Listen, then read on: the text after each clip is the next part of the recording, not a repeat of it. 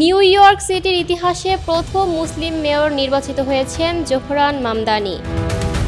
জয়ে নিশ্চিত হওয়ার পর দেয়া মামদানি বলেন, অন্ধকারের এই সময়ে নিউ ইয়র্ক বয়ে আনবে আলো। খবর বিবিসির। ৩০ মিনিটেরও কম সময়ের ভাষণে মামদানি নির্বাচনী প্রচারণার সময় দেয়া প্রতিশ্রুতিগুলোর আবার তুলে ধরেন। তিনি বিনামূল্যে বাস সেবা, সর্বজনীন শিশু যত্ন এবং নিউ ইয়র্ক সিটিকে আরও সাশ্রয়ী করে তুলতে ক্রমবর্ধমান বাড়ি ভাড়ার লাগাম টানার প্রতিশ্রুতি পুনরাবৃত্তি করেন। তিনি জনতার উদ্দেশ্যে তার আশার বার্তা ছড়িয়ে দেন, বলেন অন্ধকারের এই মুহূর্তে নিউ ইয়র্ক আলো হবে। তিনি সকল নিউ ইয়র্কবাসীর জন্য কাজ করার প্রতিশ্রুতি দিয়েছেন। যারা তাকে ভোট দেননি তাদেরও মেয়র হবেন বলে জানান তিনি। Lucky Akter, people voice television, Dhaka.